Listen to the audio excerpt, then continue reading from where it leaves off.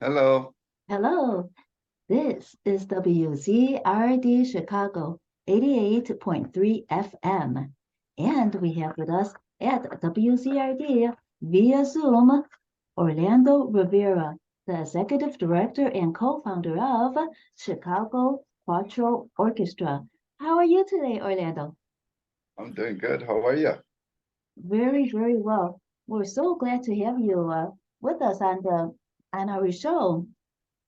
First of all, Orlando, could you describe for us what is the Chicago Cuatro Orchestra, how it came to be founded, and what inspired you? All right. Well, I need to start with the story of the first time that I was exposed to the national instrument of Puerto Rico, which is the cuatro, Mhm. this instrument that I have here. Um, First time I was exposed, it was in a family gathering when I was probably, I'll say 3 years old, because I still remember uh, more or less what happened that night. My grandfather, paternal father from my father's side, he had 16 kids, 8 girls, 8 boys, and he used to play the cuatro and the tiple, which is the grandfather of the cuatro, this little thing. Mhm. And that night he was playing the tiple. Uh, they gave me a little plastic guitar that sounded like really bad. And then I was there in between the whole family after dinner. There was no TV, there was nothing. Everybody had to go to the living room and everybody had to pick up an instrument and sing, as an entertainment. And we're talking about the countryside of Puerto Rico, the mountains of Orocovis. Mhm. And then, so everybody was playing. My guitar was not sounding good, but my grandfather, tiple, now I know it's the tiple. I did not know it was a tiple in those days. It was sounding good. So I had a little discussion with my father, with my grandfather, to exchange instruments because his was sounding good, mine was not. So we in that struggle, my dad, was very tough. He told me, you know what, you're out of this place right now. He put me to sleep. And I remember hearing that music far away, me crying because I wanted to be there. And that right there, that's when the seed started Mhm. for me. Later on in my life, I got another inspiration to start the Chicago Cuatro Orchestra before I left Puerto Rico. I left Puerto Rico when I was uh, 33 years old.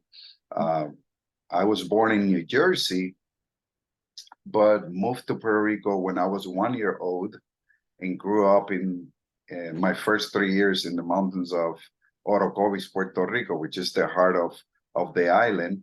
Then when I was three, then I was moved to Calle, which is a little bit more urban side with more opportunities to work for my parents. And then I grew up. That's what I grew up, was educated, and everything. Then there in that town, I had so many experiences that I would never stop if I start talking about. But one of them, before coming to Chicago, probably a year before, um, I did not know I was going to move to Chicago. It was just a plan from God that just happened. And then uh, this director invited me to go and do a recording. So I used to be a free agent, recording, doing shows with different salsa band leaders, and I did everything, every kind of music the island can offer. Um, so when I go there, it just happened that it was a Cuatro Orchestra recording. Mhm. My first time, it's unbelievable. After all of those years that I had that experience when I was three, then all on my 30s, I have this experience in a studio to record with this orchestra, and that made it all. That it stood in my head. As a matter of fact, I joined the orchestra and played with them several gigs before coming to Chicago. But when I came to Chicago, then you know what happened when you leave your country, your culture, your family, your friends, and everything. It's like, oh my Lord, you feel so empty. And then one of the things that I missed a lot was that part of the cultural of my land, but specifically the cuatro sound that I was exposed when I was 3, and now when I was adult and knew what was really happening, and it stood in my head. Then 1995, I had a car accident after doing a show. My hands broke. I really gave up. I decided not to play again, just teach. I was a Chicago public school teacher, so I taught for 28 years. But during those time in 1995, during the accident, then my brother, he just brought a cuatro and he told me, Orlando, I don't know how you're gonna do it, but you're gonna learn to play the cuatro, and you're going to we're gonna start doing classes in Chicago because nobody's teaching massively. The 2 cuatro players that I knew in Chicago, they were teaching one-on-one, and it had to be people with talent. If you didn't have talent, they would not teach you. So we decided to open this massive classes, but how I'm gonna do it? If I could not hold the instrument, this is how I ended. I ended like this. I couldn't hold the instrument. So, but my brother's faith, I don't know, motivation, it motivated me to try.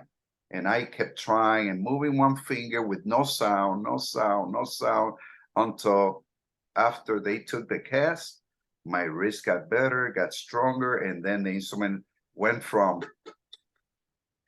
to, and then, well, now I see that I could do this. The doctor did an evaluation. He said, whatever you did really, really saved your wrist and your hand. And then that was my call. And then started the program with my brother. I created a curriculum, which I resolve every problem during my practice, getting better. And then all of a sudden, a year after, we had a group of students, enough students to start up an ensemble. And that's how Chicago Cuatro Orchestra started 26 years ago. Wow. When you let's go back to the beginning a little bit. When you traded the instruments with your grandfather, you said that was kind of like a plastic guitar, but in your grandfather's hands, did that plastic guitar sound good? Oh no. Okay. Okay. He didn't switch. Oh. He just smiled at me and like I'm sorry, I cannot put this in your hands, because these instruments were, they were relatively expensive for a kid to have it in their hands, and then boom, all of a sudden break it or something. So my grandfather didn't put it in my hand, because plus the family was in the middle of the entertainment time. Everybody was playing and singing, and I was probably trying to disrupt the the event that they had. And that's why I think my father, took me out of there and put me in the bedroom, and I just remember that. And also the cuatro is a kind of a small instrument, but at 3 years old, you were kind of small too. So the cuatro and you were about the same size at that time. That's definitely. Well, I was lucky that my grandfather was not playing the cuatro that night when I switched. He was playing the tiple, because for me, okay. yeah, the tiple is the predecessor of the cuatro. This is where the cuatro started. As a matter of fact, we could say that this was the first cuatro. Okay. This is the shape. I don't know if you could see, but it's like a keyhole, the skeleton keyholes. That was the shape. And the reason why they did this is because it was easier. They didn't have tools, like 3 centuries ago, they didn't have tools to to do the things that they do today, make it nice and round. They didn't that. They had a machete and maybe something else to work on it and carve it. But whatever tool they had, that's the same tool that they cut the tree, that the same tool that they carved the instrument and did whatever they could. And this instrument didn't look this nice originally. You know, the shape is similar, but you know how nice it looks, because this is a masterpiece. This was made by an artisan, a cuatro maker. Oh. They take a month to create one, you know, and they're very, very detailed. But in those days, this instrument used to have 4 strings. That's why it's called cuatro.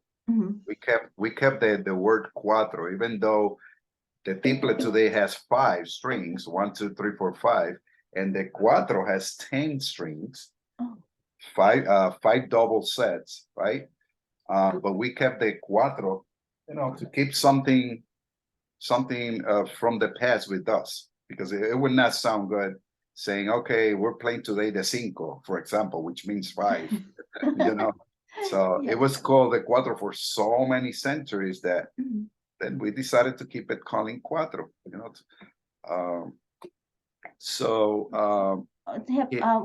What about the sound of that, the original cuatro versus the cuatro as it is now?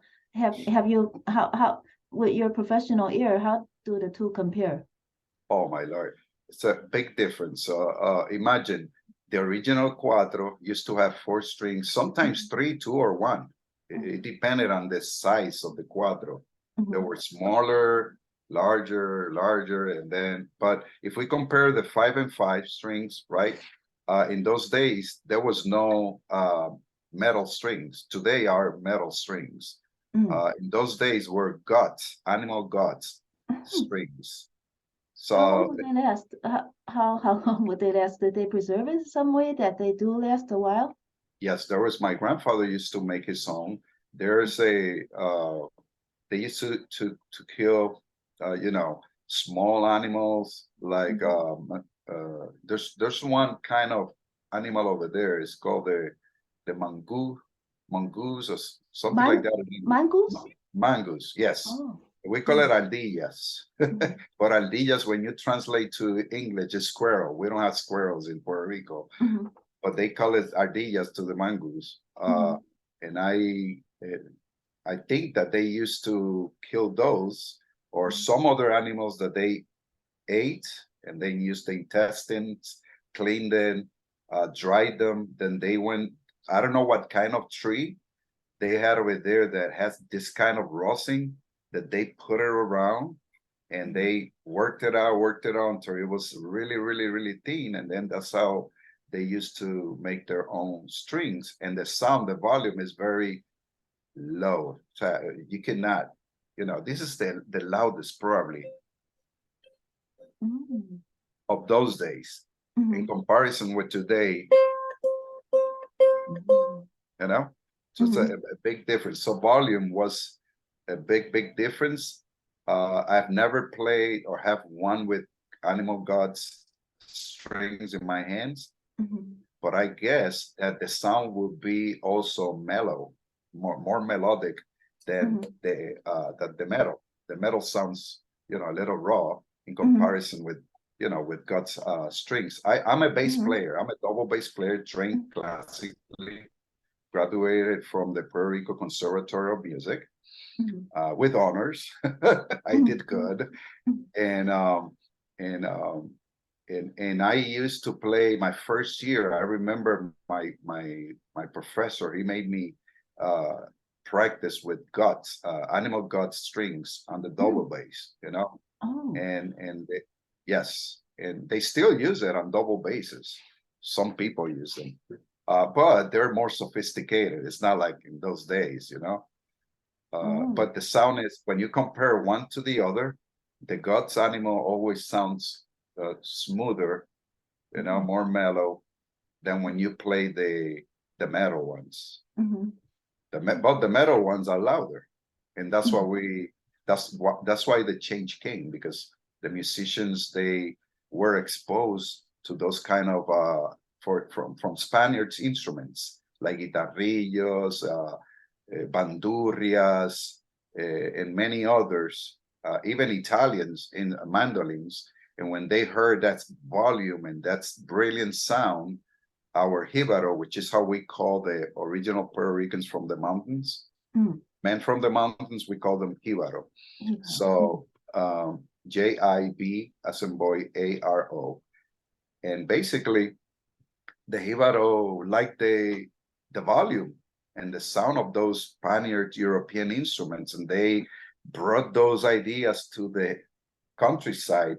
You know, they used to go to the downtown area, which was probably one plaza, one or two stores, and the mayor's office or something like that. It was a very small town, but they used to go there to the market to exchange, you know, products that they could not get in the countryside, and then sell whatever they produced. So when they went once a month or twice or every 2 months, I don't know how the routine was, but when they went there, walking, there was no cars, it was just mules or donkeys or horses, and then getting there after days and days and days of traveling, then whatever they saw and heard, then they memorized it and came back to the countryside to duplicate it. But when they duplicated, they came up with their own ideas. It's like doing an experiment and it goes wrong and something new happens with that. That's exactly what happened with the cuatro. Wow. What about those instruments that your family was playing for entertainment when you were 3 years old? Were those handmade instruments as well, all of them? Well, except Yes. for the plastic one. Yeah. Yes, they were all handmade. They All were handmade. all handmade. So the tiple, which my grandfather was playing, another uncle, they had only one cuatro, which I have it in my possession, not here in this apartment, but I have it in my possession in another of my uncles. The youngest uncle that I have, he was the one that played it the best.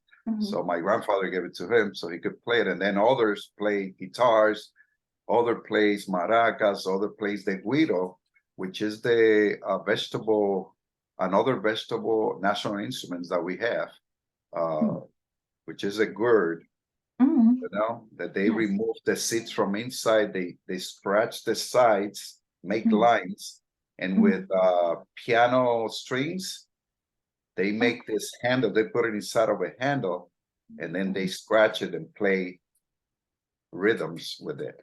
It's called guiro, Guiro. Guiro.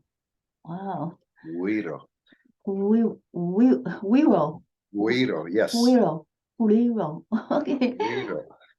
And whoever didn't have any instrument, they had to play what we call claves, which is two sticks. They cut two sticks from a broomstick or from whatever, right? And put it in water, let it dry, and that was called that was the clave that they used to play, and everybody had to sing. Everybody. And that was a tradition among all the folks in the village, not only your family, right? No. That was entertainment.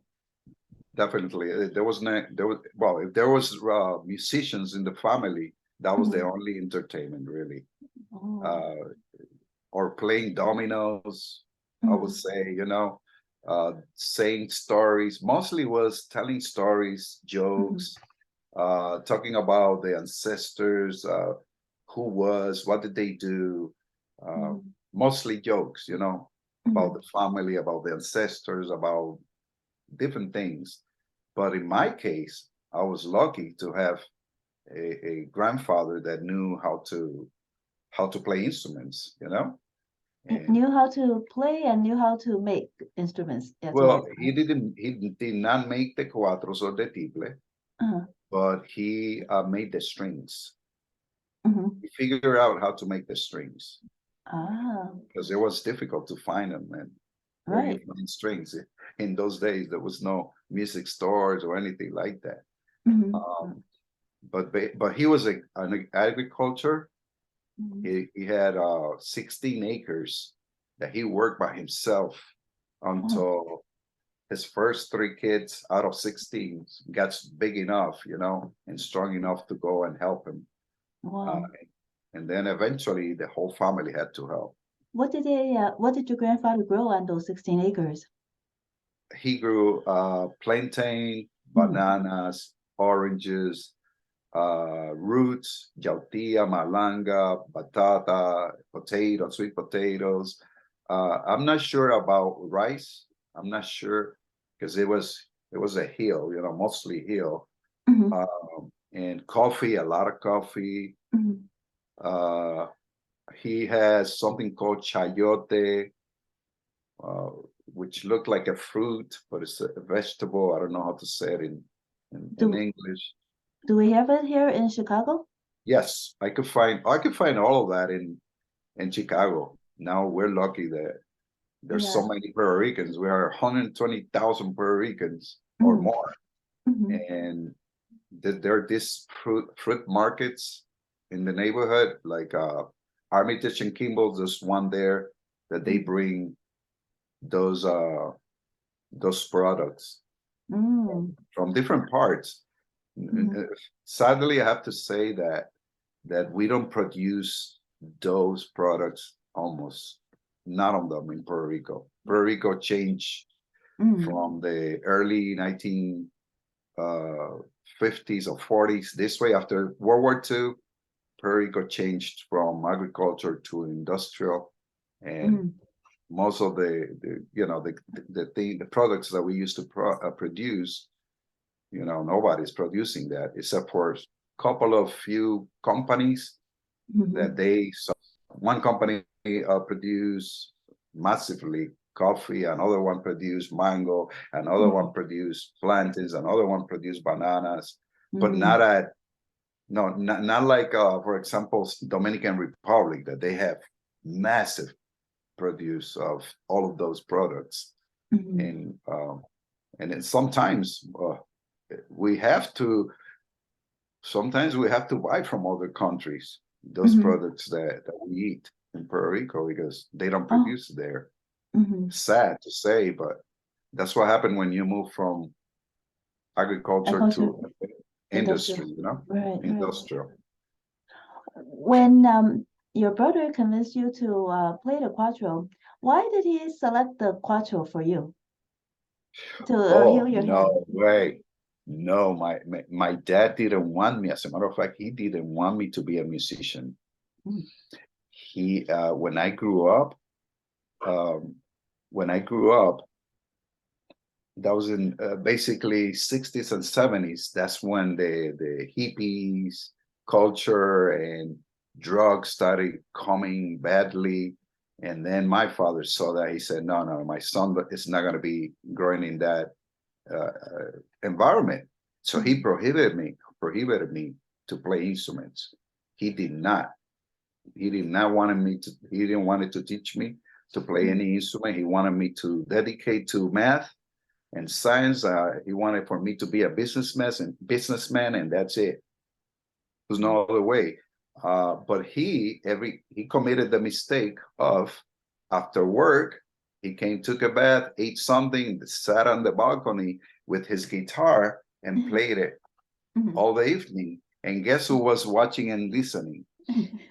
So so I was watching and listening, and indirectly I was teaching myself by Mhm, watching and listening. And then one day he did not go to church, but he believed in God. And he sent us to church, and he sent us to learn about catechism and whatever, right? The doctrine and all of that.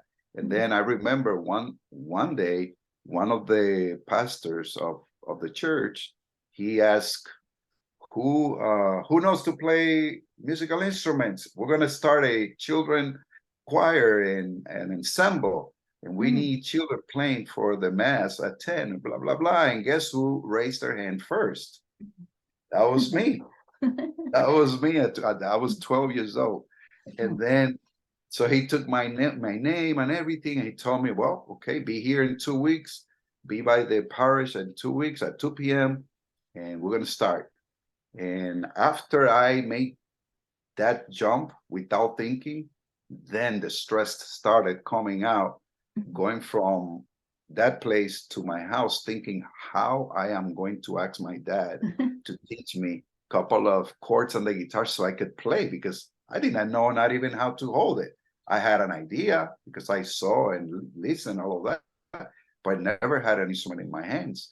So I knew I could not ask my dad. So guess who I went to? My Your brother. awesome no, I'm the oldest, so I didn't have my brothers, so I had to figure out on my own. So I went to my mom, my sweet angel. She saved me. So I don't know what my mom told my dad. In one day, my dad comes from his job and everything, fix everything, and then he called me. He was very GI. It was very strict. You know, he he had us like soldiers. I'm telling you. So he called my name, Orlando, come to my room. And I said, oh my Lord, what did I do? You know, I'm gonna be punished. What happened? So I go shaking to his room, and he told me, sit over here. And I sat by his bed, and then he went to his closet. He grabbed his best guitar that he had, a Martin guitar, very expensive guitar. He worked in agriculture company over here in United States, in Ohio and Boston, New Jersey, when he was young. So he makes enough money to buy an instrument, make his house and all that stuff. So he took the guitar out and he told me, I'm gonna put this guitar in your hands. Number one, you're gonna be very careful. Don't let it fall. Number two, I'm gonna show you 3 chords. He didn't call it chord, he called it tonos. And then, which is incorrect, but that's what he knew. He was not educated. He played by ear. And then he told me, and if you don't learn that today, I will never teach you again. So I said, okay, bring it on. So he put the guitar in my hand. This is how you hold it. This is how you do it. This is how you use your right hand. And these are the 3 chords. Give me the guitar. He showed me the 3 positions and the rhythm, but he just showed me. He just saw, okay, this is how you put your fingers. Ta-da. He didn't say first finger on the 2nd string, 2nd fret, second middle finger on the 4th string, 3rd fret, whatever. He didn't do that. He said, look, watch. This is your first position, this is your second, and this is your third. And this is the rhythm. Kuchin-chi, kuchin-chi, up, down, down, up, down, down. That's it. That was the class. Put it in my hand. See you later. When you get it, call me. That was my class. Guess what? 2 hours after, my fingers were bleeding because he gave me the guitar with not nylon string, the soft one. He gave me the one with metal. He wanted me to quit. So he gave me the one with metal. They cut my fingers after a while, but I wanted to learn so badly that I didn't care. And then in 2 hours, I called him, come over here, Dad, listen to this. And me bleeding with my fingers, I started playing the 3 chords he taught me, which, by the way, he taught me the worst chords you can teach a young kid at the beginning. The one that you have to extend your fingers and put a lot of pressure. So he gave me the worst. And then, but my desire was bigger than that. I learned it. I played it for him. And I sang a song from church on top of that. So he didn't have another option than teach me the little bit that he knew in the next 2 weeks. And when I went to my first practice, I already knew how to play maybe 6 chords, you know, and that's what it took for me to continue playing and you know, and be where I'm at right now. Oh, wow. And when you after the car accident, and your brother convinced you to play the cuatro, why did he choose the cuatro over other instruments? Because the cuatro is the national instrument. The cuatro has more history than the flag of Puerto Rico and the national anthem. How so? Because how so it came before the flag and the national anthem, is what you mean? Because the flag and the national anthem came after we were invaded by United States. right? Mm-hmm. And the cuatro came like 300 years ago, like in the probably 1600s, you know? And the development of the instruments came with the changes of the social life of the Jíbaro, how they Mm-hmm. improve, then the instrument improved too. The Mm-hmm. more ideas they saw, then the more idea they added to the instrument until we have an instrument that looks like this one that we have today, right? The cuatro used not to look like this one. The cuatro used to have the keyhole shape. That was the first thing they changed. And then they shifted to what we call the violin shape. This is basically the violin shape. You see the C over here? Mm-hmm. Okay, that's basically what the idea that they took from the violin to make the instrument look more aristocratic, more important, Oh.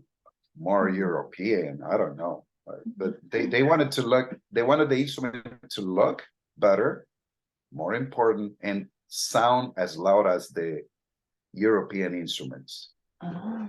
Mm-hmm. So that's why they have it the way they have it today. Original was 4 single strings, then it changed to 4 double strings. That's the cuatro antiguo, the antique cuatro. Mm-hmm. And then the modern cuatro in the beginning of the 20th century, then somebody decided to add one more string, the 5th double, and then boom, it stood like that. And the next change was, okay, let's use the same strings that the Europeans are using, the metal strings. Mm-hmm. So the shape change, the amount of string change, and the material of the strings change. And also, well, the way they made it, basically, now this is more sophisticated, It's like a masterpiece. One cuatro of this, it'll cost you, a student model, it will not cost you less than $800.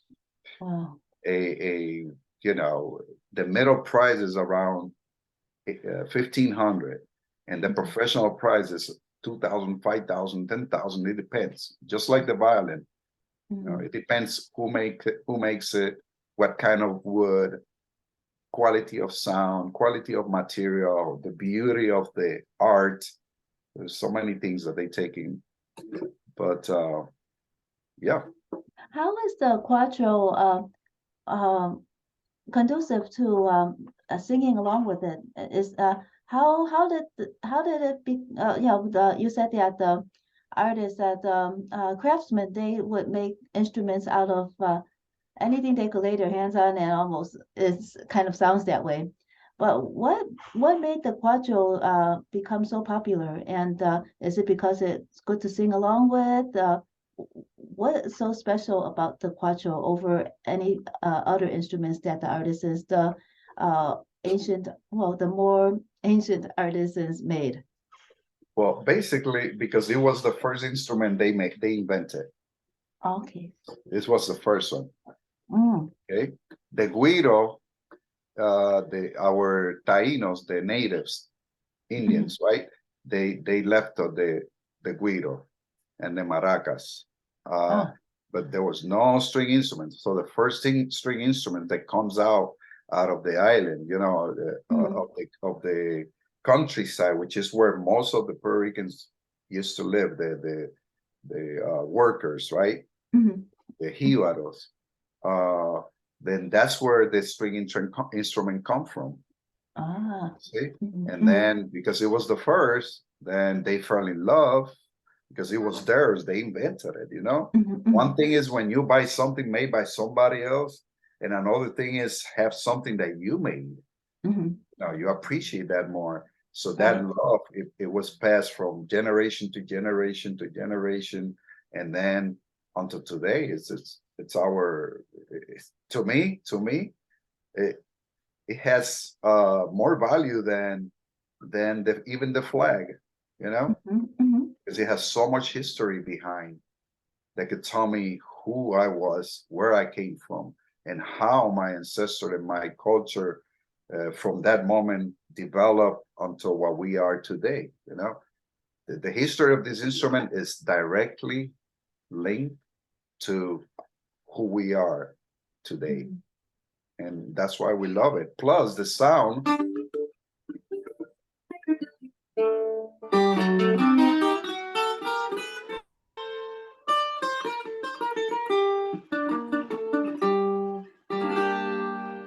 Even it's basically a melodic instrument. That's what it is. So it's a melodic instrument like the violin, but instead of using a bow, then we use a pick, a plectrum. So it's a melodic instrument. Now, when they added the fifth string, they added with the purpose to create chords. So two cuatros can one play the melody and the other one back up the other guy. You see? We used to have, before the Spanish guitar came popular in Puerto Rico, we used to have our own kind of guitar. We call it Bordo Nua, Bordunua,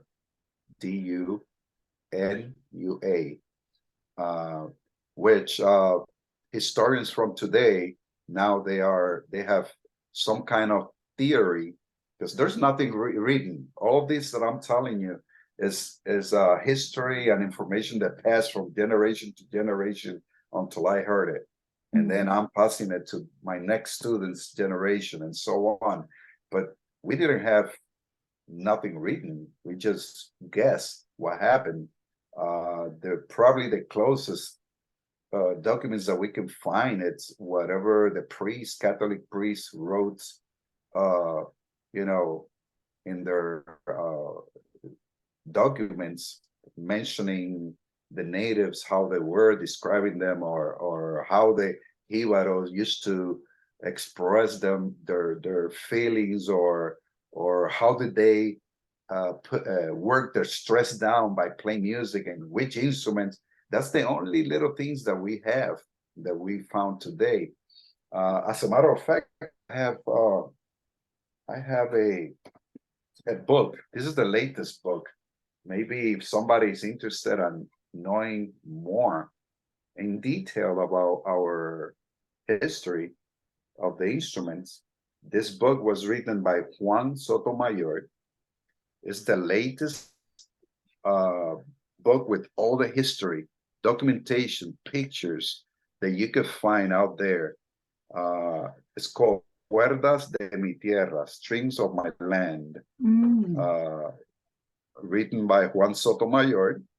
This is a research of more than 20 years that these people had, and there you can find many details and probably answers to questions that I cannot answer. But this is the closest that we have right now today, the closest reference, or the most complete reference to the history of the cuatro. Yes, there's others. Yes, there are people right now doing research and bringing new information to probably add to this book or add to a new book, you know? But at this moment, this is my personal reference, okay? So that's why the cuatro was chosen. It was the first. So first love. Are there any oral histories of people, you know, what you said that the generations pass on to generations? Do you know of any oral histories of what you are telling us now, and also maybe recordings of earlier versions of cuatros? Well, this book, written by Juan Sotomayor, which is one of the people that I heard a lot before. Before they wrote it, I heard a lot of information through them. And they heard it from somebody else, and that somebody heard from somebody else, etc., etc. But through my parents, and because my dad didn't want me to be a musician, he did never talk about the history or anything. And then my grandfather, I live in, let's say, in Chicago, and my grandfather used to live in St. Louis, so it was impossible to get there. So I saw my grandfather, paternal grandfather, maybe 3 or 4 times in my life. But one of the time that I saw him was that night. You see, so I don't have information directly from them, but I had direct information from other people that their ancestor told them, and then they pass it down, and then I heard it, and then I am passing it down. Plus my research, reading, and reading. When you teach students about the Cuatro, how much history do you also teach? Well, the classes are so short, especially today with Zoom. The classes are 45 minutes because Zoom don't give you more. And our organization is, even though we've been in business for 26 years, it's probably one of the poorest organizations. We don't get too much funding. We survive with donations, and whatever donation we get from performances, we don't charge people because that's something I personally decided not to do. And I can explain to you about that later. But basically, when I teach, I have maybe 5 minutes of history or 2 minutes of history. I always bring them up. The first class, the first week, I would say the first 4 classes, because we do 1 class a week every Thursday. So the first 5 minutes, we talk about the instrument, the history, musicians that play, and I play something for them, or I play a CD, tracks from other Cuatro players. Even though I am not I don't consider myself a cuatrista. I consider myself a double bass player. That was the instrument I study, and I can play it well. Cuatro, I could play it, survive, I can teach it, but I'm not close to the virtuoso Cuatro players from the island, not even close. But basically, I forgot. I lost the line. The question? The question. I think that you did answer it about how much history do you teach the students. Yes. Well, so the artistas that you're talking about, do any of them derive from the U.S. or do they usually are from the homeland? So that they would be the artist. Did you call them artistas? Artistas. Yes.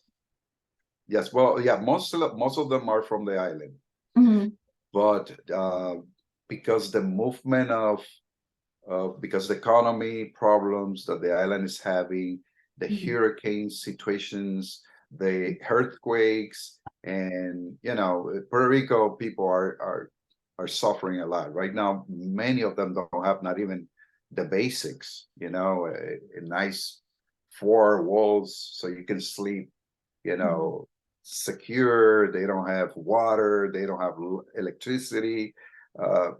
It's a mess right now, unless you live in the metropolitan area. If you live any other place, you're going to be in trouble, having those kind of resources, if you're used to them. If you're used to live without them, you're fine.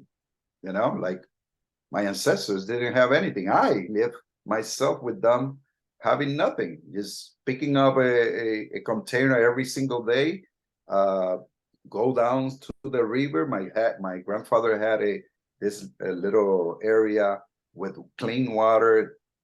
He put that water into the container, and everybody walked back to the house, with water for cooking, for drinking, for taking a bath. And we have to do that every single day. No electricity. Electricity was just a lamp with liquid gas or candles. So if you're used to live without what we have today, it's not a problem. But whoever is used to live with that, it must be having a lot of problems in Puerto Rico right now, because they don't have it. So they move this way and looking for a better way of life, right? So then some great cuatristas are moving to the United States. And so far, last year, for example, we celebrated our 25th anniversary, quarter of a century. Congratulations. teaching the community for free, man. That's, I don't know how we did it, but we did it. We brought, it's two amazing cuatristas. One young, it's called Tony Toyan. He moved to Miami. He's a music teacher over there, plus also an entertainer. And the other one is Prodigio Claudio, the prodigy Claudio. He lives in, I believe, in Orlando, Florida, Kissimmee area around there. And we brought those two people over here last year, plus the Cuatro Orchestra from Chicago, which is our top students and instructors. We get together and then we perform with the artists coming from whatever, right? And we had an amazing show that you could, if you go to the website, you can see the pictures, videos, and relieve all of that in YouTube. It's in YouTube. You could find so many videos of us playing it with different artists, different environments, situations. Or what you got to do is go to ccoproject.org and you'll find everything, including classes, registration for free classes. You know, we teach the cuatro, the tiple, the Spanish guitar, the Latin percussion. For now, we're teaching bongo and conga and guiro. And our vision is to keep adding instruments that we, you know, that our ancestors used to use. And until one day we can create not only a local orchestra, but every single city where there's a lot of Puerto Ricans, so they can have their own orchestra, and then we can create our own Cuatro Festival of United States, and then a Cuatro Orchestra, National Cuatro Orchestra. That's my final vision for all of this. When when people sing along with the as the cuatro is as they're playing the cuatro, what is the subject matter of those songs? Well, basically, traditionally we have what we call seises, SEIS, and aguinaldos, AGUINALDOS. Aguinaldos and seises, they're very similar. It's traditional music from the mountains. Each town has their own style. So we have 78 towns in Puerto Rico. So each town has their own particular style of seis or aguinaldo. So then you could do the math, how many styles there. And under each one, there's sub styles under each one. But aguinaldos are music with Christian or religious lyrics, and the seises are secular lyrics, basically. But the music, when you hear it, is the same thing. Like this is a seis.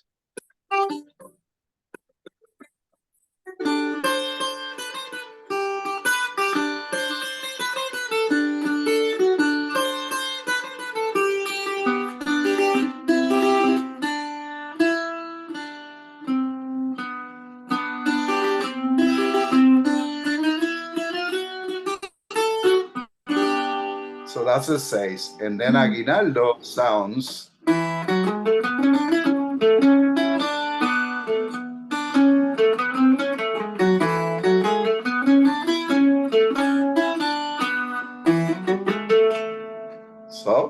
So basically, you know, if you have a harmony ear where you can catch up the chords changes, they're very, both styles are very simple. It's what we call in music the 1-4-5 chord changes. It's very, very simple. But the melody is what makes the style, basically. So if I hear, as soon as I hear, I know right away that's a seis from the town of Fajardo.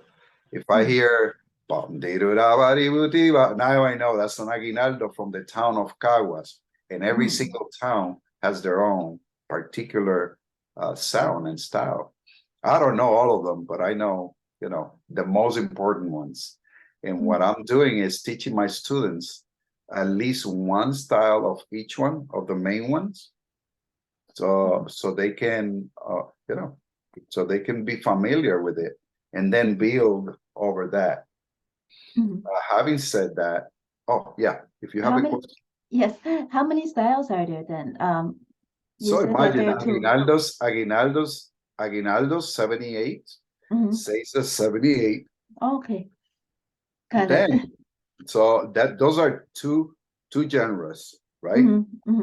The aguinaldo is one, Cesar is another one, but we also have the classical genre of the Jíbaro, which we call it danza, D-A-N-Z as in zebra, A, and mazurka, M-A-Z as in zebra, U-R-C-A. And then we have, that's basically the European kind of music, right? But then we have another side of the Afro-Puerto Rican music styles that we also included into the orchestra repertoire, which is called bomba, B-O-M-B-A, and plena, P as in P, L-E-N as in Nancy, A. So all of those styles, each one of them, all of those genres have styles, and each styles is different in every town. And plus they have their subdivisions that only them knows, so the only thing we musicians could do is just, when we go play Fiesta Patronal, which is the most popular festivals each town has, it's a religious, now it's secular, but it used to be a religious kind of festival. So you go to those festivals, and there you're gonna always find the best town band that plays those styles, and then you just watch, listen, record, talk to them, and learn from each town, from each musician, something new year after year after year. So there's no end on learning new stuff and this kind of genre, because there's so many. But those five are the most important: the seis, the aguinaldos, the bomba, plena, and one more I forgot. Oh, danza and mazurka, 6, or I duplicate one. When you put your program together, how do how many concerts do you have each year? Well, before COVID, we used to have 35 concerts a year. Now remember, this is an orchestra made out of students. Our students are moms and pops and kids from schools where we don't have professionals there except for the professors, the instructors, right? So whenever they have time to perform, which is only after Friday, 7 p.m. up to 8, more or less, and then Saturdays and some Sundays, those are the only times we have available. And Sundays, I don't touch it. That's my family time. So basically, Friday night or Saturday are the only times that we used to commit to play and perform, unless we had a program in schools. We have programs in schools. We have programs in the Park District. So for those programs, the instructors are there. So we can just get together and play for the students. But for other events, public events, then we don't have that flexibility. And we had only 35 concerts a year, which for an organization like this one, it's a lot. But now after COVID, we went from 35 to 3. Oh, wow. And now we're building again. We sometimes have to say no to many of them because the regulations and the problems of COVID and but eventually I see I know we're gonna be back to the 20s and 30s concerts a year. Mhm. Have you ever played at Northeastern Illinois University? Can what? Can you Have repeat you that? ever, yes, it has the Chicago Cuatro Orchestra ever played at Northeastern Illinois University? We haven't had the pleasure. We need Mhm. somebody to invite. The process is somebody has to invite it via Mhm. email, Mhm. and then we pass that information to the members. Then we make a research who can make it, and according to how many people respond that are available, then we create it. We say, okay, this many people can perform this day, and then we answer and say yes, we can, or no, we can, but we have this other day or this other day available if you're interested. But that's how we do. But Northeastern, I'm very interested because when I came from Puerto Rico, my master degree classes for double bass, I wanted to be a double bass player with the Chicago Symphony Orchestra. That was my goal when I came. So Northeastern in 1993, they used to have one of the substitute double bass players of the Chicago Symphony Orchestra teaching. And once I heard that, then I went there. I auditioned for them. They gave me a grant, and then plus I was the first chair of 1993, 1994, around there, of the Symphony Orchestra from Northeastern. And Northeastern is special to me because they gave me that first opportunity, to play classical music with them. Then after that, I played with many other orchestras, and between teaching with Chicago public schools, playing with salsa with different artists coming from all over the world, then classical music. I was busy every single day. I'm telling you, I was playing every single day. It's And yeah. If you invite us, we'll go. and you said that the concerts are about 1 hour? Yes, 1 hour. What about the students? How what kind of backgrounds are they from, and who can apply to be a student? Anybody. We're open to teach anybody. So we have all type of ethnic groups in our group. Every color you can imagine. It's a rainbow. But basically mostly are Puerto Ricans and Mexicans.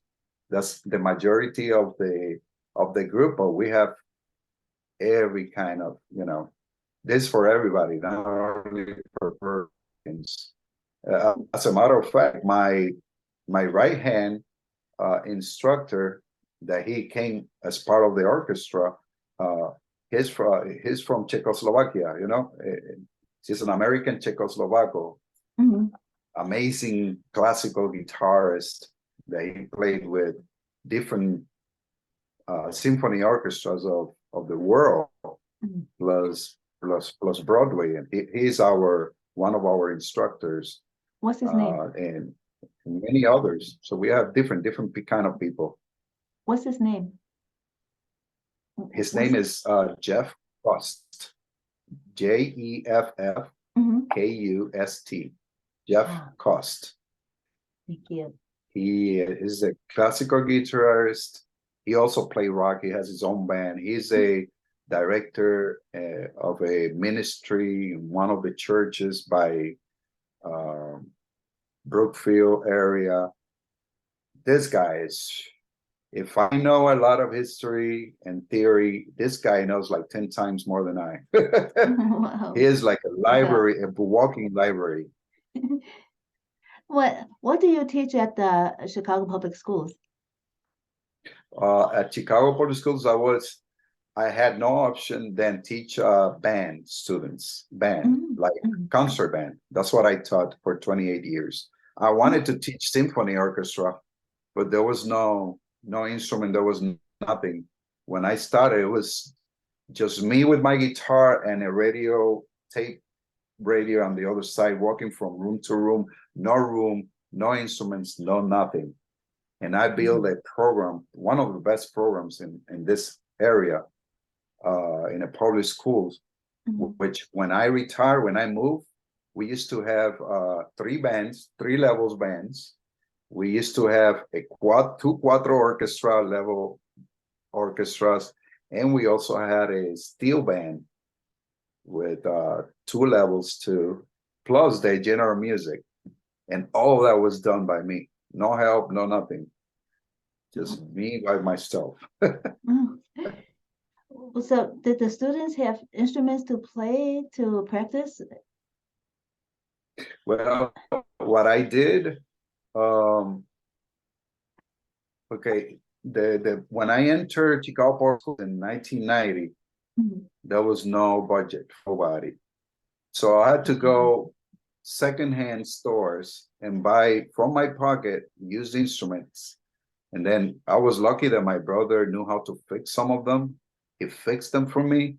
And then that's how I started. And every time the school did a fundraiser and I could have some money to buy instruments, I didn't buy new instruments because I had so many students that were in need and interested to learn. So I decided, you know what, I'm going to keep buying used instruments and give it to my brother so he can fix it. Thankfully, he helped me. And then at the end, we used to have around 2 sets of instruments, one for the concert band that I used to let them take it home to practice. And the other set was for everybody else from 4th through 8th grade. You know, they have to use it from class to class to class. They had to buy their own mouthpiece. That's something they had to buy. The only thing they had to buy was mouthpiece and the antibacterial spray, you know, and a little piece of cloth to keep the instrument clean. So what we used to do was that, you know, just pass the instrument from one class to the other. The class that ended, cleaned it. The next class, re-clean it again. And when they finish, do the same thing from class to class to class. And then before school, I had concert band. After school, I had beginners band. And that was my day, every single day. And then at night, Chicago Cuatro Orchestra classes. Well, you teaching almost all day then. All day. All day. Do some of your Chicago public school students migrate over to your classes at the Chicago Cuatro Orchestra? Yes, awesome. Matter of fact, my top students came from my school, obviously. They come from my school. Well, we teach everybody from everywhere from the city, you know. But my top students were the one taking private classes at my brother's. My brother eventually he started a business, you know, where we started teaching private classes. So my best students basically came from private classes and from my school in Chicago public schools, which was Chopin Elementary School by Chicago Avenue and Western around there. So yeah, I had a lot. As a matter of fact, now they already have their master's degrees. They have children, and some of them just come and join our practices and practice with us. This year we have the blessing to have 2 of our 2007 class orchestra students coming back to play with us at the December 10 Concierto Rivera Navideño concert. So it's you know, it's a blessing year after year after year, even with all the obstacles, money obstacles, the COVID obstacle, and communication obstacles, so many obstacles. God found a way to give me strength and keep my head clear so I can continue this with the same goal of continue helping kids, families. You know, we don't dedicate ourselves only to kids.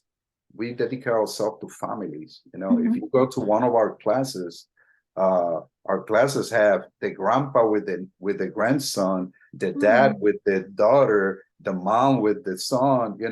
It's a whole family thing. Uh, we don't have a group just for children or a group just for adults.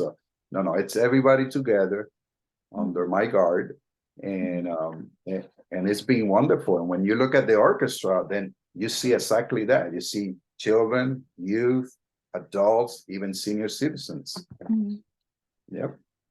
This is WZRD Chicago 88.3 FM, and we are interviewing Orlando Rivera, co-founder and co-founder and executive director of Chicago Cuatro Orchestra. So David is also your brother, and the two of you founded Chicago Cuatro Orchestra. Yes, that's correct. David And is the responsible one. He was the one that put the cuatro in my hands after I had the car accident. mhm. So in some way, when you learn to play and practice that actually helped heal your hand, according to the doctor. That's exactly what happened. Mhm, Exactly. And I'm telling you, all what I could do was this. I could not even put my fingers in one string separated by fret. I could not do that. This mhm, was the only position I had. mhm, So I started doing just this mhm. Oh. every day, every day. How long did it take you to for your hand to uh, function better? Well, I had the cast for 6 months, for 3 months. Mhm, So when they took it, they saw the improvement in my wrist. mhm, And then I continue. Now, when they took the cast, then I was able to take my fingers and place them in order. And then I mhm, continue doing the same exercise. It's called steady position exercise. I kept moving one finger down, one finger up, finger mhm, down, finger up, every single day for hours, mhm, as until I was tired, mhm, and then back and forth, backwards and then forward. And mhm. all of a sudden, the instrument started sounding better and better and better. And then I started learning melodies, and then from melodies to arrangement until 26 years after, then I could play a few songs, few pieces. Mhm. Understatement. Oh, when you were invited to earlier, you said you were invited to um, let's see. Was there like a invited to a performance or not a performance? There was like a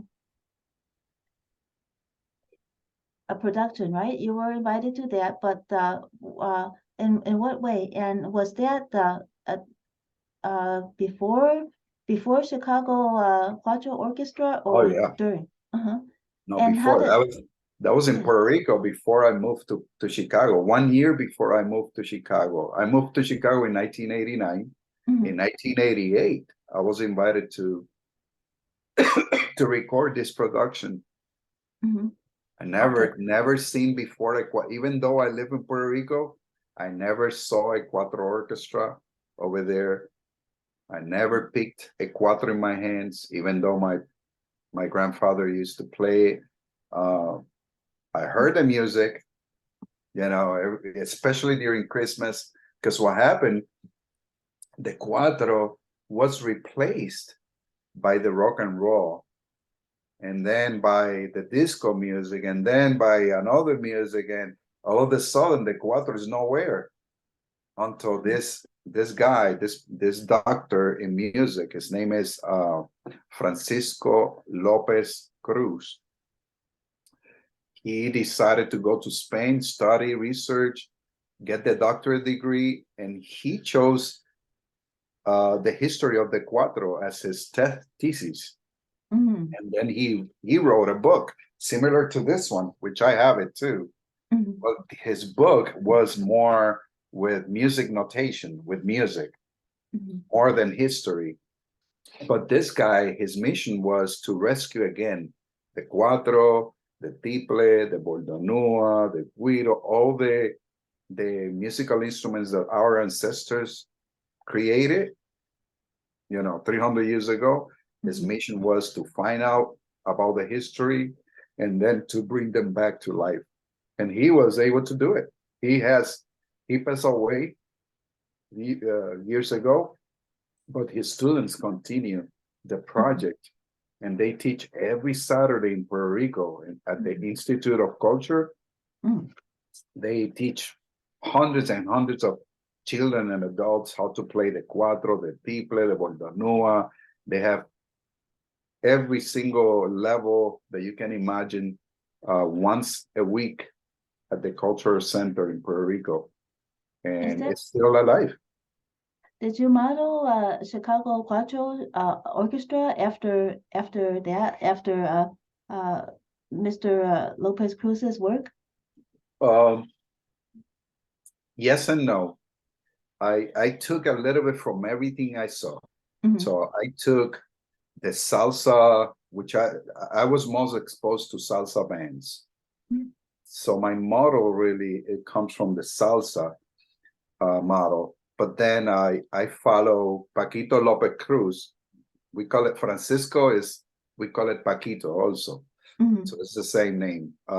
So Paquito Lopez Cruz, or Francisco Lopez Cruz Orchestra, yes, that was the orchestra model. But his model was more like a symphony orchestra model, where you have the tiple doing, like, let's say, the violin section, the cuatros doing like the second violins or viola section, and then you had the bordonua doing like the cello parts, and then you had the guitars doing the bass, and then a bass doing the bass part, plus then the guiro, Latin percussion. It was, his concept was bigger. Mine's because the reason of that, we don't have the luxury of just teaching 2-3 times cuatro, for example, to children only, or to young people only, or to adults only, or to separate each instruments. And we don't have the funding to do that. They have it. So I had to teach everything at once. So imagine I have 10 minutes to teach the tiple. Okay, you got to do this, da, da, da, da, da, da. Watch it, record it. All right, practice, then go to the next corner and do, okay, cuatros, you're gonna do this, da, da, da, da, da. Watch me, da, da, da, da, and go to the other one, you gotta do this. That's how my class is. Running from one to the other, until a few years ago, where we were able to get our 501c3 nonprofit certificate. And then now, so, some of the parents, they help us writing grants, and we're getting, 1,000 here, 2,000 there, 5,000 here. And with that money, we've been, creating different things. And now we have separate instruments classes, except for tiple and cuatro, that this year we put them together because we're short of staff. So then I had to take the 2 classes and teach them at the same time. But it's a lot of fun, and it's working, moving forward. When you have recorded that production, so was that to help record it, to spread it around? What was that all about? And why? And it's well, it's I guess it's on account of the cuatro being the so important to Puerto Rico. So that's but what did you mean by recording the production again? And is there any recording of it available now?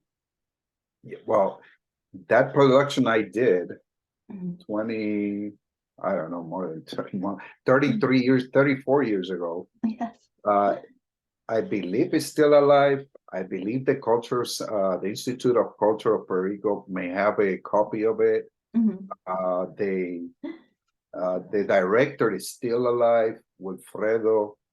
I forgot his last name, man.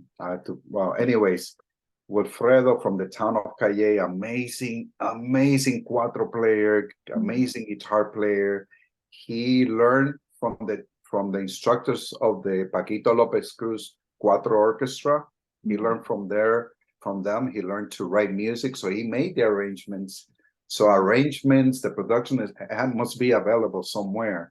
Mhm. But our students, one of the things, part of my curriculum was my students had to learn to have a recording studio, a real recording studio experience.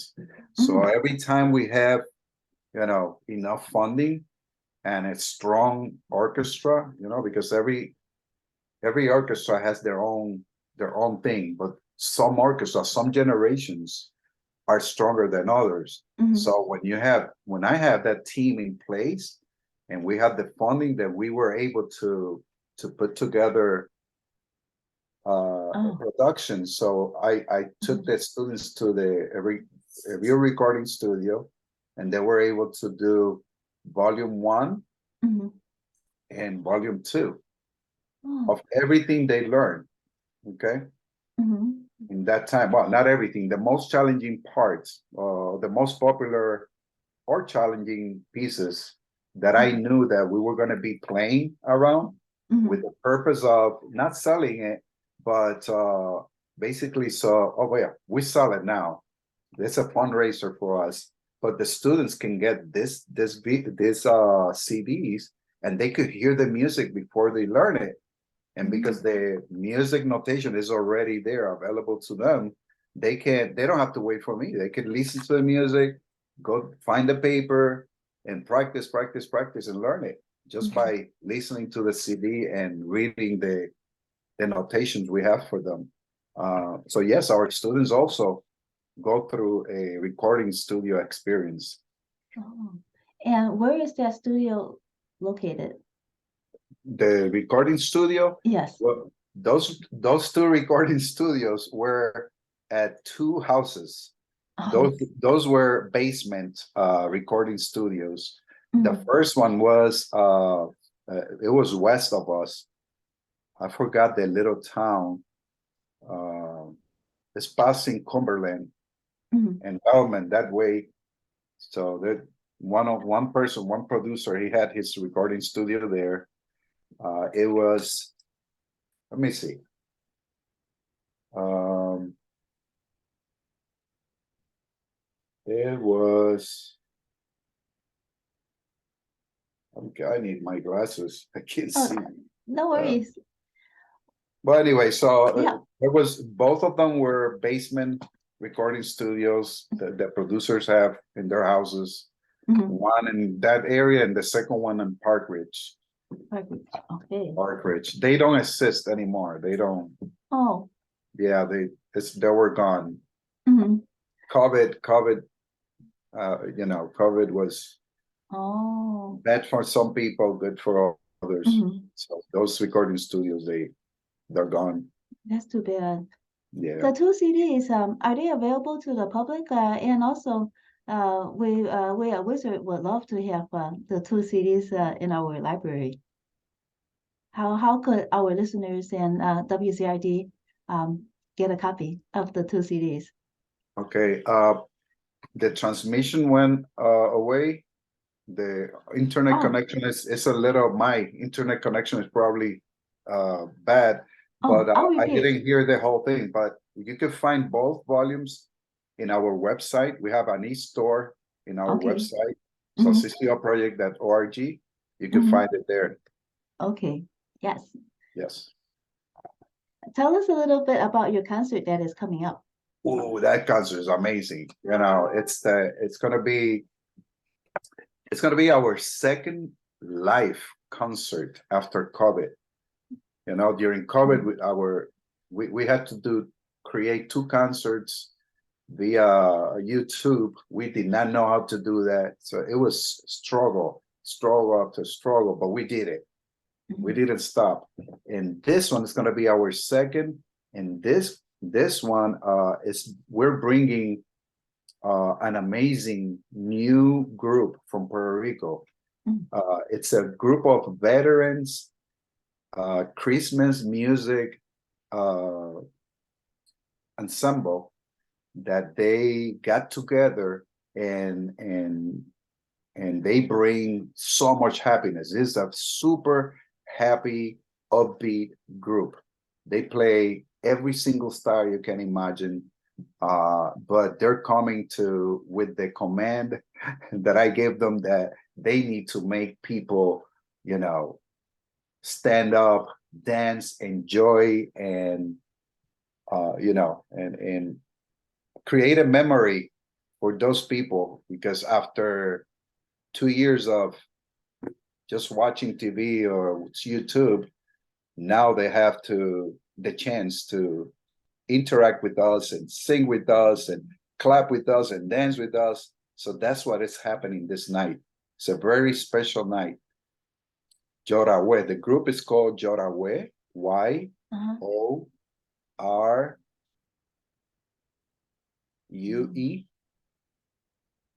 Mm-hmm. And they're what I have to say, they're amazing. Super amazing group. Mm-hmm. And then the Chicago Cuatro Orchestra, obviously. We're going to start the show for them. Uh-huh. We're going to have a little intermission so people can go and buy CDs and stuff like that. Mm-hmm. We're going to raffle a Cuatro also that day. Mm-hmm. So, and this Cuatro was made by one of our top artisans. Oh. And it costs like $1,500, and with $5 you can get it. So the artisan, is that an artisan from Puerto Rico or an artisan that is working with you? It's an artisan from Puerto Rico that moved to Chicago, and now he's working with us. How long does it take him to make one Cuatro? Easily a month or two.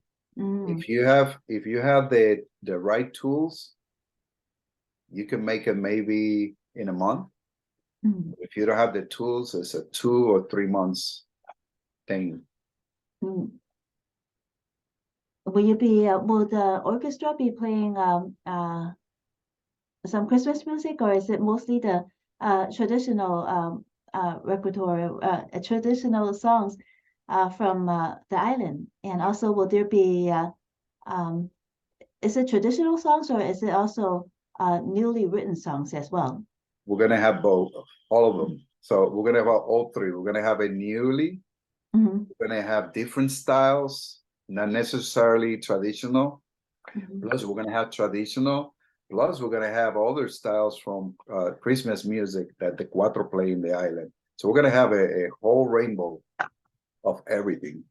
Are Christmas songs in the island, on the island, are they different from the American Christmas songs? Yes, well, the lyrics, no, because the lyrics are mostly Christians, right? Yes. Talking about the birth of Jesus and the history in the Bible, what happened according to the Bible, etc. But the music is totally different. Yeah, but for example, yes.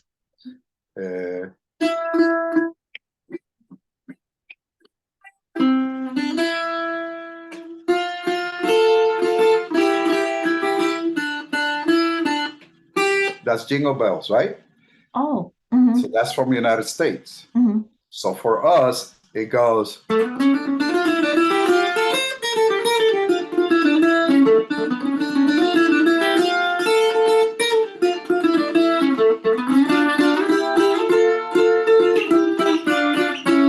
So it's the beat is totally different. Okay. Yes. But even though the mood is different, but the beat is different, and they probably because people from the Caribbean, we're so I don't know how to explain to this. We're not as relaxed as the Americans, right? So a little bit more upbeat, We're in the sun all day. We're, so our music express the same thing. So our Christmas music is super, super happy. It's very upbeat. It's danceable. Let's put it that way. You hear Christmas music from us, there's no way you stand there and do nothing. At least you're gonna move your your head according to the beat. Mhm. If you hear an American Christmas music, you move your body, but you're gonna move it like this, right? Da da da ti, da da da da. For us, it's you know, it's more expressive. Mhm. I don't know. I don't know what word to use, Mhm. but the expression It's is lively, very lively. yes, lively. Here we go. Very lively, very lively, and it has to be lively because imagine our Christmas music traditionally was played during nighttime all night. Mhm. We used to go start at 8 o'clock. Mhm. We go visit the neighbor, and then the neighbor join us and visit the next neighbor, and we continue visiting neighbor after neighbor after neighbor after neighbor until the whole neighborhood is together, and that will take up to 3, 4, 5 in the morning.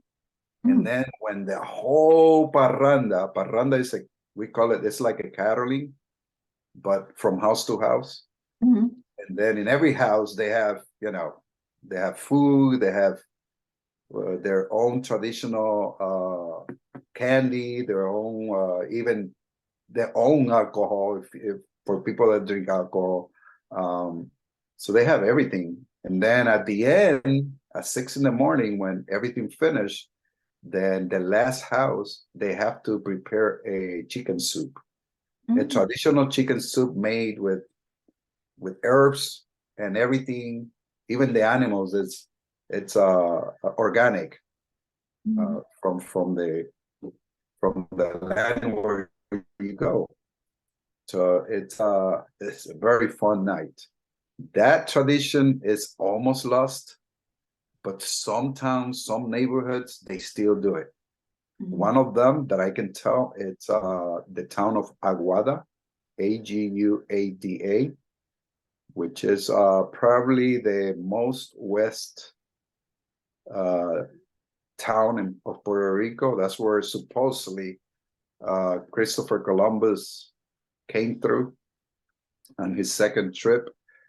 Uh, some people say that he never put a step on our island, but others say that he came through there, you know?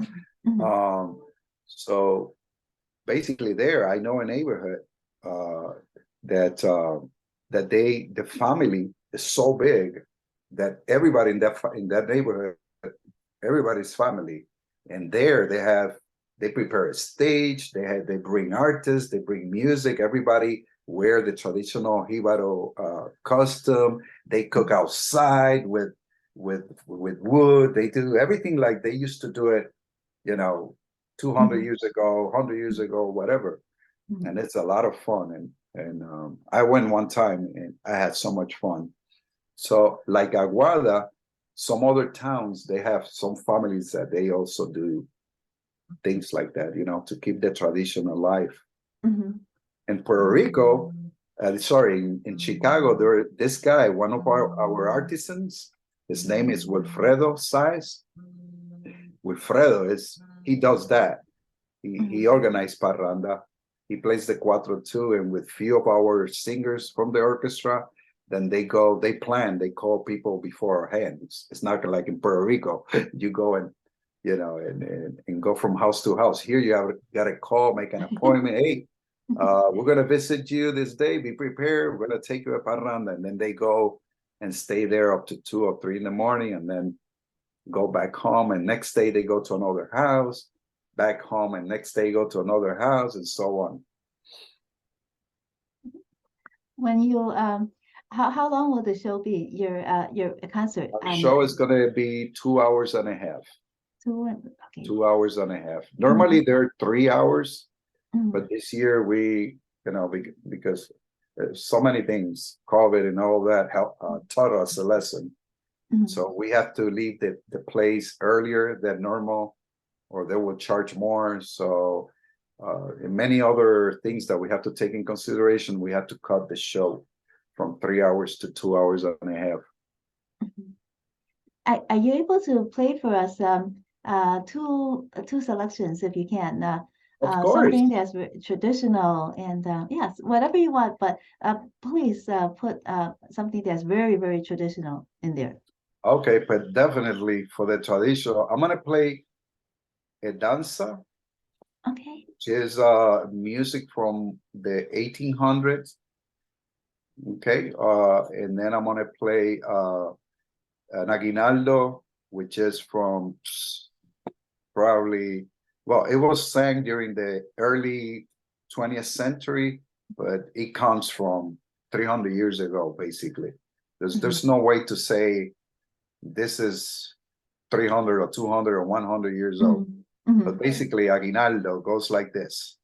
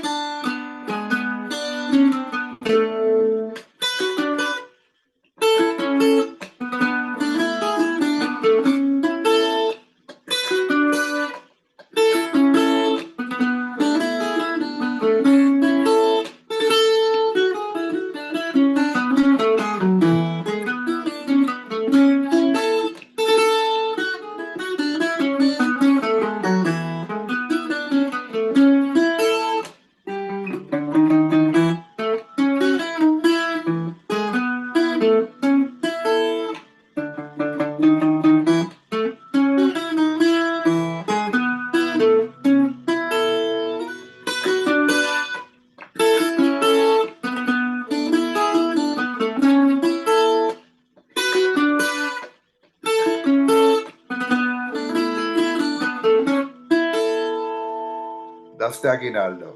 Oh, wow.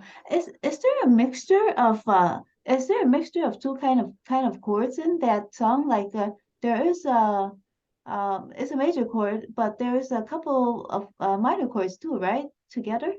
Yes. Uh, So, well, it's the format. Uh-huh. It's an introduction. Basically, everything is in major. Everything is in major. The Right. next piece I'm Right. going to show you, it goes from major to minor traditionally. This one Uh-huh. is all in major, but it has some dissonant or compound chords. You know, Mhm. they included by ear, which I don't know why, but they were ahead of jazz, and they Mhm. added a 13 or a 6 and all that. Uh, and that's what you like, basically that, right? It sounds like minor, but no. Mhm. Uh, the key stood all the way in major, but it has the Mhm. introduction, it has the theme, and then it has the development, right? The body, and then it has a recapitulation going back to the theme, Mhm. and then the coda, which is part of the introduction of the theme, which we call it montuno.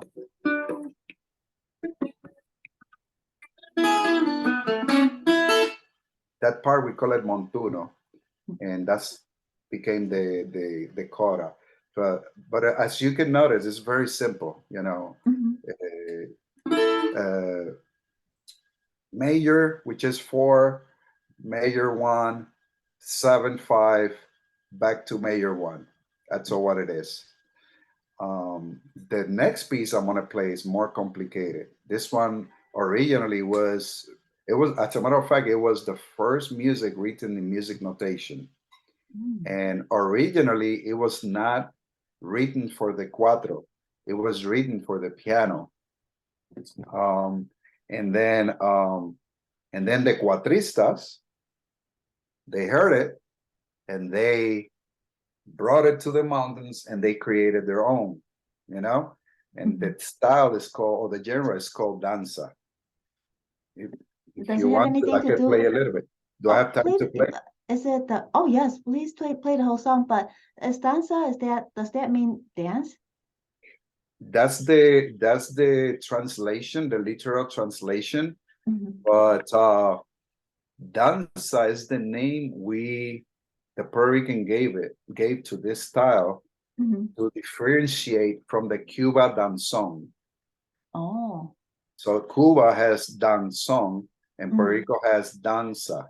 The Got it. Cuban danzón, the beginning sounds like a Puerto Rican danza, but then they added another another style, which is called a song, to make it more danceable, more popular danceable. Our danza, it was something that it was created for the high class, you know. So I believe that the high class, Puerto Rican high class, they didn't want to dance exactly what the Europeans used to dance, but something similar. So then they created this style that would fit their taste and their ears and all that. And when the Jibaro heard it, then they made it their own, and they changed little things. And now it's called the Jibaro danza. So you have the traditional piano high class danza, and then you have the Jibaro danza, which is played on the cuatro, and obviously sounds a little bit more danced, popular, more popular than the old one. But it sounds like this.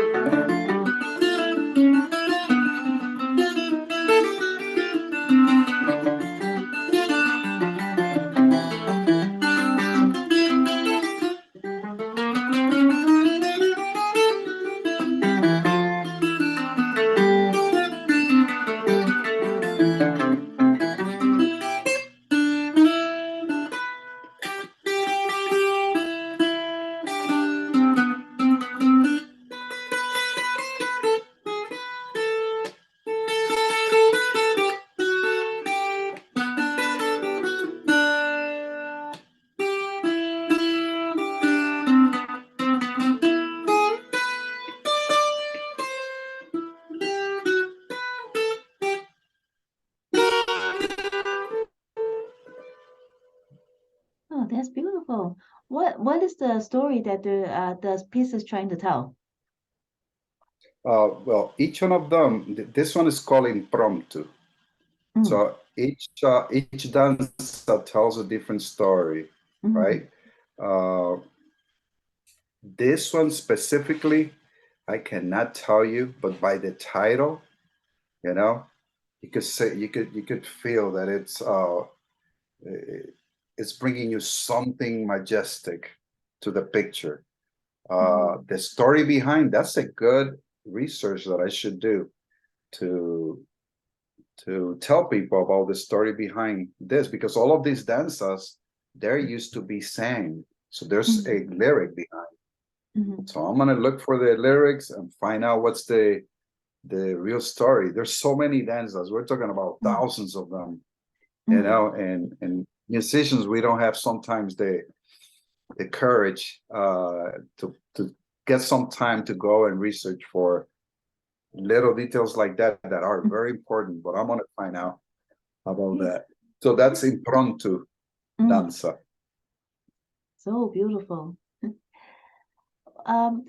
Yes. So before we leave, please give our listeners details about the concert and the website again, and how they might contact you if they want more information. Basically, to have the concert is going to happen, which is our main fundraiser. This concert, every dollar goes back to the community. We are the only Puerto Rican organization that teaches the cuatro, the tiple, the guitar, the Latin percussion, totally free of cost. All what people need to do is bring their instrument, their desire to learn, boom, and we're going to be there every Thursday teaching them.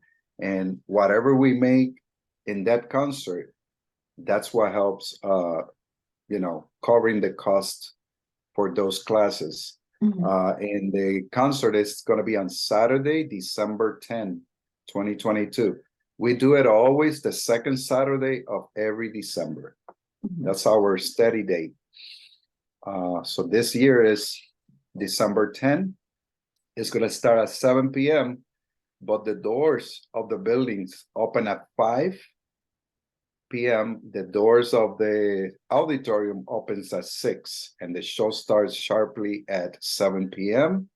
And the address is 4343 West Wrightwood Avenue. So it's right here in the neighborhood, right in Chicago. We used to do it in big theaters away from Chicago, you know, theaters that we could afford. But this year, there was no rental theater at the prices we could afford. So we were lucky to find this public school. It's called Calvin Park Junior and High School, that they renew their auditorium. They put like $1 million into rehab, and the auditorium looked nice. They let us know, we applied for it and gave us the date. So we're lucky to be in a nice auditorium in the neighborhood and easy to get, you know, at an affordable price. So that's the address, Calvin Park Junior and Senior High School, 4343 West Wrightwood. And the prices, they go from 50, the most expensive, closer to the stage, right? And the farther you go back and second floor, then it goes up to $25. We have special prices for children. So basically, we want that place full of everybody, but especially children, so they can get the experience and pass it to others and get motivated to learn to play the cuatro and tiple and all our instruments. And to the audience, do they have to register? To buy the ticket, you got to go to our website, which is www.thecco, so THE, letter C, letter O, project, PROJECT.org. So the CCO project.org, Just go there, click on the link, buy your, choose your seat. The system is going to give you the best seat right away. Which one is the best seat of whatever area you want. And then you choose the seat. If you want to change it, you could change it, pay, boom, and then print your ticket or have it in your phone. The day of the show, you just show the proof that you bought it, and we scan it, and bingo, you're in. Well, we hope that you have a very, very successful show. Is there how many? What's the capacity? Do you know? Of The capacity is around 1,100 people seats. Yeah. So we're expecting to get between 800 and 1,000 people in this show. Awesome. What about last year? Did you was last year at what was the last show? Well, last year it was a very big challenging because it was the first year going live, and there was no theaters around renting, nothing, not even nothing. So we found one that only fit 320 people. Okay. The maximum was 420, including the musicians. So it was terrible for us business-wise. But we were blessed to have it and celebrate our 25th anniversary. We did it at the Triton College, which their capacity was 320 seats, very small for us. So every year we're still looking for, for all new auditoriums, affordable auditoriums that we can, get some funding so we can not only continue the classes we have, but to add new instruments to the program. Because if there's no money, we can't do anything. So, yes. And I don't want to charge people. And this is what I told you at the beginning, right? The reason why I don't want to charge people is because when I was a kid, I grew up in a poor neighborhood, and there was only one music teacher. She was a pianist, and she could not teach anybody because that was how she made her living. She had to charge in order to teach. So only the people with money could take a lesson. I couldn't. So thankfully I had a father that knew 6 chords, and he taught me those 6 chords in those 2 weeks. But all the kids, that they are talented and they want to learn, there was no other way for them to learn. So I'm thinking about that. I say, you know what? I'm not going to charge anybody. Even if I have only 1 student out of 30 that starts, that continue learning and develop and music become part of them, way of living, or part of them to express their sadness, their happiness, or whatever, and make them a better person and help them teach others to make better people. I prefer not to charge and save that person so they can continue saving others, and offering this kind of opportunity and the mission that I have. Which my mission is, I'm sorry, it's not going to stop here. Yes, of course. It's you've got a very, very good thing going. Do you have any classes available to help help young people if, let's say, maybe they got arrested before and then they came out, and then do you have any programs to help those students so that get them interested in music in the Cuatro? Well, our classes, that's what they do. That's what we do. Our classes, we teach, we have classes for cuatro, triple. That's what we do. But if we have private lessons, right now we have our instructors, everybody individually, they have their own business, and if somebody, let's say that we have a student that is super behind and they want to, and we want to help that student. So then we're having this year, we're in conversations right now to give it, like, it's not a scholarship, but to give to pay part of the private classes to help those kids so that they can get motivated and get on track and keep moving forward. Same Yes. with the students that are super talented. We don't want them to wait for everybody, to get there so they can move up. No, we do the same thing.